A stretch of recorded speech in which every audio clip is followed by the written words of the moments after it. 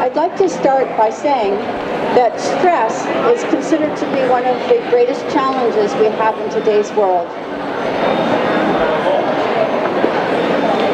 Do you recognize yourself in any of these? Inattentive, aggressive, unfocused, can't sit still, inexpressive, unmotivated, unorganized, unreceptive, frustrated, can't remember, lack balance. Do you recognize yourself in any of these? Yes? Well, these are signs of stress. When stressed, we are actually in what we call survival mode. And higher brain function shuts down. When we're in survival mode or stress, higher brain function shuts down. It's maybe challenging to see that. Maybe you can see it better than I. But what happens is we operate from the hindbrain or the brainstem, which is our fight, flight, freeze part of the brain, and it's automatic. And we lose access to our higher brain functions. We lose access to being receptive, and we lose access to being able to be expressive in a higher functioning way in terms of using rational brain. So what happens is we become inattentive. We can become aggressive. We can become unfocused, can't sit still, inexpressive, unmotivated, unorganized, unreceptive, frustrated, can't remember, and lack balance. These are all signs of possible stress. If you recognize these in yourself, do you recognize them in your children sometimes? Now, keeping in mind that for every year of life that we can add 1 minute to attention. So a 1-year-old has 1 minute attention span, a 2-year-old 2 minutes, 3 minutes, up to 20 minutes. And after that we need a break. The brain will not receive anything more after that 20-minute time. We need to take a break and then come back to what we're learning. So keep that in mind. When I'm talking about inattentive, we need to consider it in terms of the age of the child and what their natural attentive ability can be. What causes stress? There are many things that cause stress, and I'm sure you can name them, but let me start. A perceived threat, something that we're worried about, something that could happen in the future. Maybe it's a test that's coming up. Maybe it's worry about meeting someone that we're nervous to meet. Maybe it's going to a new event that you've never experienced before. Those kinds of things, and we worry about whether we're going to be okay. So those are perceived, they're not actual. A real threat is, of course, some kind of a violent action that can happen to us either without planning, like an accident or a fire, God forbid, or anything of that nature, but also something that is intentionally done to us in the act of bullying, whether it's a child being bullied or we've been robbed or something like that. That's a real threat to our well-being. In those cases, we do go into hindbrain. We have adrenaline and cortisol flowing through our systems, and those in turn help us to prepare to either fight or to flee. Did you know that TVs, computers, and video games cause stress? The violence alone that children are exposed to causes stress reaction, as does the light that comes from the televisions that actually cause the children to go into a freeze response, and they become absolutely absorbent of all that they're watching on TV. So it goes right into the subconscious mind, but at the same time causes stress in their systems. Incomplete fetal development, neural development, ear infections in infancy, lack of integrated movement and play, poor nutrition, not yet developmentally able. Sometimes we ask children to do things when they're not yet developmentally able to do them. For example, in Singapore, they had the best intentions to get their children to start to read at the age of 3, and all the children by the age of 7, 80% had to wear glasses. It was good intention, but they weren't yet developmentally able to read based on what the eye could do. We know that focal ability with the eyes develops around the age of 7. Before that, children are able to see the big picture, but not that close-up attention with the eyes without causing stress to the eye and absorb and being able to understand. No downtime. We're just busy, busy, busy, busy, busy, busy. No time to take a breath. So those can be the causes of stress. And when higher brain function shuts down due to stress, it impacts, and let me just, you can see that. You can see here, the actual brain separates. There's no communication between the brainstem, the midbrain, which is our emotional brain, and the thinking brain, which is this brain up here. They separate, and there's no communication happening. And when it's chronic, the actual nerve, do you know that the brain doesn't fully develop until we're 25 or more? This part of the brain doesn't fully myelinate, become neurologically fully developed until we're at least age 25. And this is where we do our caring, where we have our noticing, where we do rational thought, where we plan and execute and choose, where we have focus and attention. And when we're under stress, if it's chronic stress, that ability to myelinate into that prefrontal cortex is limited, and children's full brain development can be limited due to chronic stress. Did you know that the cortisol that is created by stress actually breaks down brain cells? Do you know that it impacts memory? Stress is our greatest challenge in today's world. So it impacts learning potential. It impacts relationships. It can. Physical health. Cortisol, which is one of the two main hormones in the stress response, is used in a real stress situation to break down cells in order to provide glucose or sugar to give us the energy to either fight or to flee.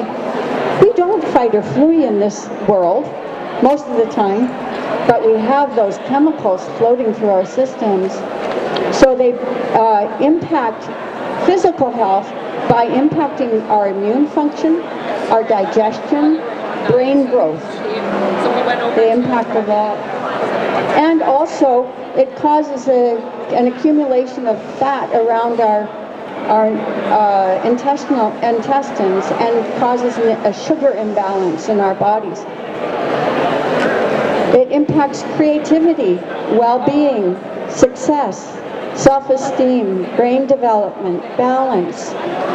All of those things are impacted, and I'm sure there are more.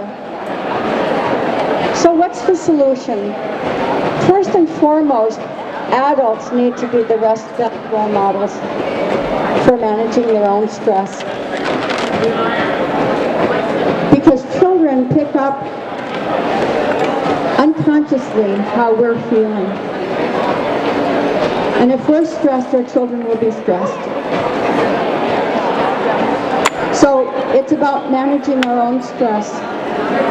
And here's a picture of a dynamic brain where you can see that all the parts of the brain are communicating with one another.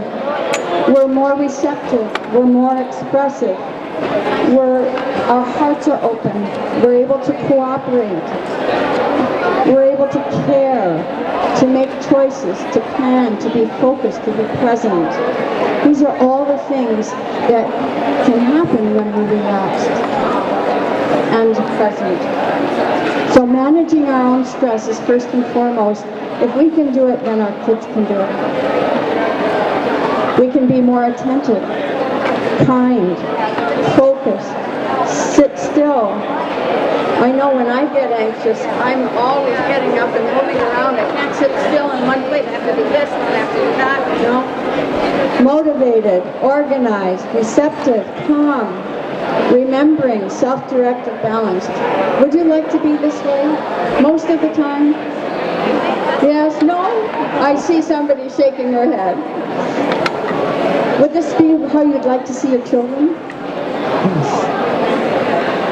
So the other thing is not just for adults to be able to manage their own stresses, but also to be able to help our children through what I call MAP, and that's mental emotional support.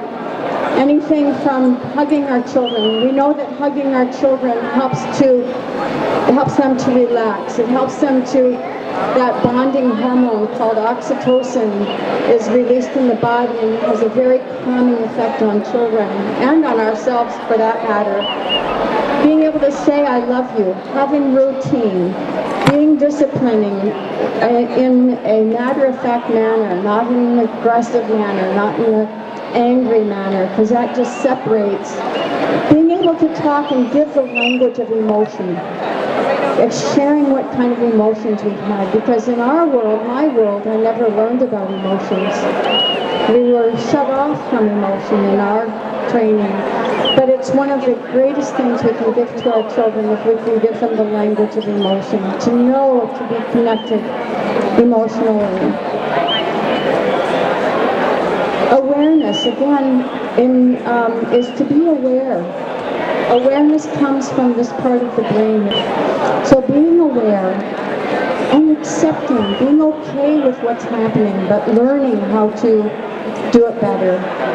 And validating that you're okay no matter what you're experiencing in the moment.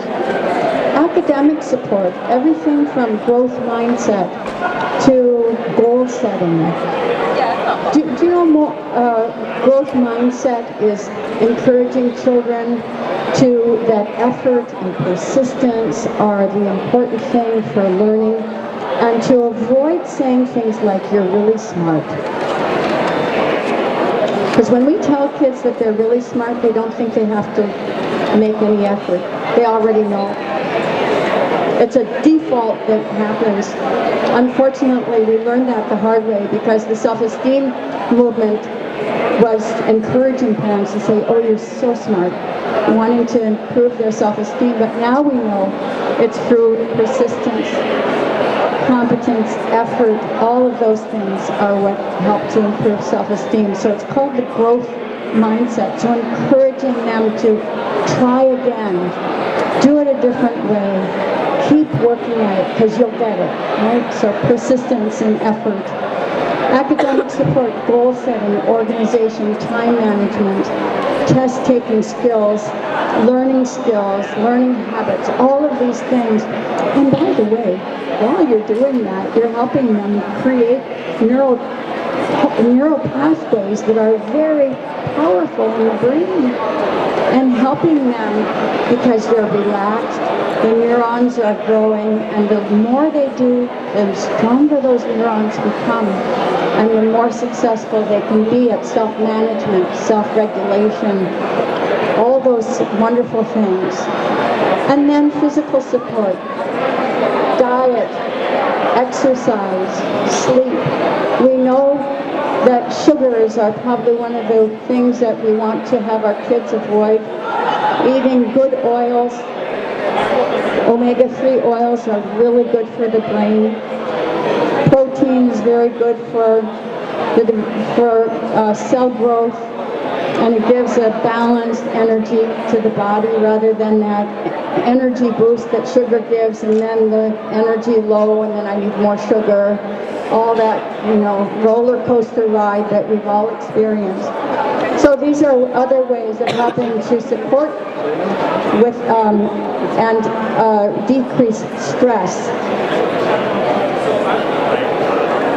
All of that experiencing a dynamic brain. So attentive, focused, can sit still, kind, expressive, motivated, organized, receptive, calm, can remember, self-directed, balanced.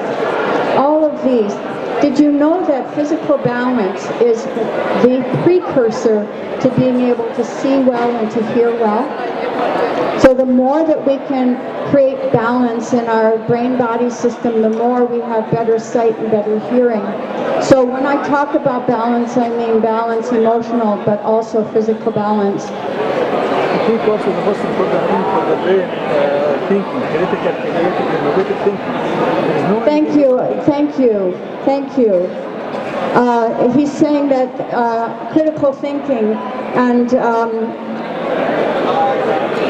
yeah, that's a part of the prefrontal cortex. Yeah, for sure. Thank you. I'll add that to my slide. That means that we have individuals who can be trusting, able, caring, happy, disciplined, thoughtful, wise, resilient, creative, curious, responsible, determined, healthy, and self-directed. That's our goal for our children, would you say? And it's when they're in that state that they are in a dynamic brain state, they're relaxed, and they're developing a healthy brain-body system, integrated brain-body system. So that's the dynamic state, and when we're in the dynamic state, when we're accessing the brain from brainstem to prefrontal cortex, we're open to all meaningful learning and joy-filled living. And again, you see the brains working together. The heart is open. We know that the heart is key to brain health as well. And if we're in a state of stress, sometimes, how are we doing for time? It's time? Okay. So I'm going to end up here for additional tools, because sometimes when we get into a state of stress, it's very challenging to think ourselves out of it. Is that right? Do you find that it's very difficult to think our way out of a stress state? So one of the things that I really find very helpful is something called Brain Gym. It's made up of 26 activities that help to balance the brain-body system and help to bring it into the brain into a dynamic state. Emotional freedom techniques, something also emotional energy psychology, working the brain-body system. And of course, I'm going to include yoga, although I don't teach yoga, but yoga has such a history, and the fact that it's lived to this day and is so popular is a great indication of the value of yoga in terms of meditation and the physical connections that it makes.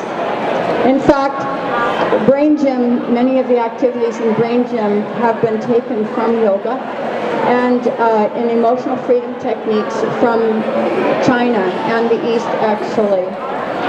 So I was going to have us do a Brain Gym activity. I'll just introduce it, we won't do it. It's called PACE. If you wish to take a picture of it, this is what teachers will do with their children to help them get into a learning state before starting a class. And it's drinking water, doing something called brain buttons, getting active, connecting the right brain with the left side of the body and the left brain with the right side of the body, and hookups to bring calm and the opportunity to access our highest brain function. Thank you.